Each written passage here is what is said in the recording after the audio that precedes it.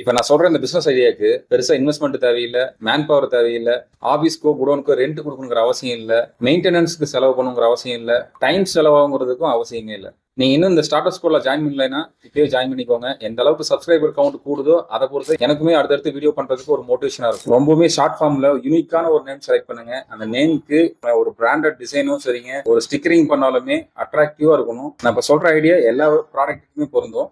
Example வந்து பாத்தீங்கன்னா திருப்பூர்ல ஹோல்சேல் மார்க்கெட்ல மினிமம் பட்ஜெட்ல டிஷர்ட் வந்து ஆர்டர் பண்ணுங்க. மேக்ஸிமம் பாத்தீங்கன்னா நல்லா குவாலிட்டியான டிஷர்ட் பாத்தீங்கன்னா ஒரு 120 ரூபா வரைக்கும் இருக்கும். அதுக்கு பிராண்டிங் ஆகிற செலவு வந்து பாத்தீங்கன்னா ஒரு 50 ரூபா, டோட்டலா ஒரு 170 ரூபா ஆச்சு.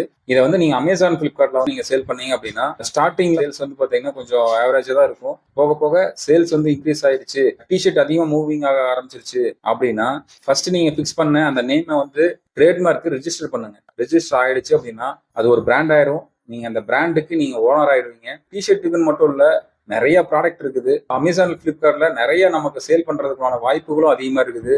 அடுத்தடுத்து அமேசான்ல வேற எந்த மாதிரி எல்லாம் சேல் பண்ணலாம், என்னெல்லாம் ஆப்ஷன்ஸ் இருக்குது அப்படின்றத பத்தி நான் சொல்றேன். அமேசான் பிளிப்கார்டோடைய என்ன ப்ரொசீஜர், அவங்க எப்படி ஃபாலோ பண்றாங்க அப்படின்றத பத்தியுமே நான் வந்து டீட்டெயிலா வீடியோல போடுறேன். கண்டிப்பா சப்ஸ்கிரைப் பண்ணிக்கோங்க. அப்பதான் எனக்கு வீடியோ போடுறதுக்கு ஒரு இன்ட்ரெஸ்டா இருக்கும்.